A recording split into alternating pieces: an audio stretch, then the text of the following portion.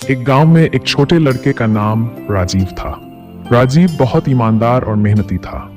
एक दिन राजीव अपनी दादी के लिए जंगल से कुछ लकड़ी लाने गया। जंगल में उसने एक चमकदार सोने की अंगूठी देखी जो किसी के गुम हो जाने का संकेत थी।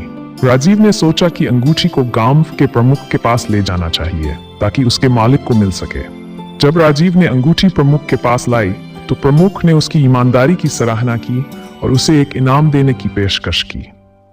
राजीव ने इनाम लेने से इनकार कर दिया क्योंकि उसने सोचा कि ईमानदारी का इनाम किसी बाहरी चीज से बढ़कर है।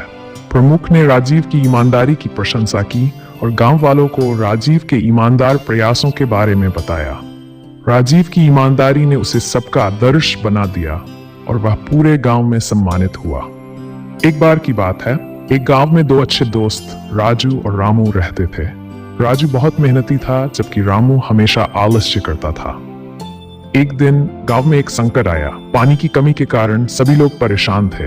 राजू ने सोचा कि वह एक नई कुएं की खुदाई शुरू करेगा ताकि गांव के लोगों को पानी मिल सके। रामू ने उसका मजाक उड़ाया और कहा कि कुएं खोदना बेकार है। राजू ने अपने काम को जारी रखा और सबका सहयोग पाने की कोशिश की।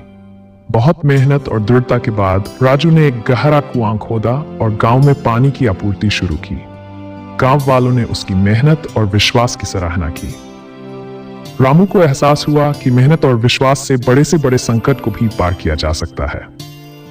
एक छोटे शहर में रवि नामक एक गरीब लड़का रहता था। वह हर दिन मेहनत करता था, लेकिन उसके पास हमेशा समय की कमी होती थी। एक दिन रवि ने सोचा कि वह कुछ समय के लिए आराम करेगा और आराम करने का फैसला किया, लेकिन जल्द ही उसने देखा कि उसके पास कोई भी काम पूरा नहीं हुआ और उसकी स्थिति और भी खराब हो गई। रवि ने फिर से मेहनत करने का फैसला किया और अपनी दिनचर्या को सही तरीके से व्यवस्थित किया। उसने समय की महत्वता को समझा और अपने दिन को योजनाबद्ध तरीके से बिताया। इसके परिणाम स्वरूप रवि की स्थिति में सुधार हुआ और वह खुद को सफल मानने लगा। वहीं गांव में एक बूढ़े आदमी सुभाष जी रहते थे। वे बहुत दयालु और सहनशील व्यक्ति थे। एक दिन एक युवक ने सुभाष जी को चुनौती दी और उन्हें अपमानित किया। गांव के लोग सुभाष जी से अपेक्षा कर रहे थे कि वे प्रतिक्रिया दें, लेकिन उन्होंने शांत रहना और युवक को समझाने का निर्णय लिया। सुभाष जी ने धीरे धीरे युवक को समझाया कि अपमान और गुस्से से कुछ नहीं होता, बल्कि सहनशीलता और समझदारी से समस्या का समाधान होता है। युवक ने सुभाष जी की बातें मानी और उनके प्रति आदर बढ़ गया। सुभाष जी की सहनशीलता ने युवक की सोच को बदला और उसे सही मार्ग पर ले आया।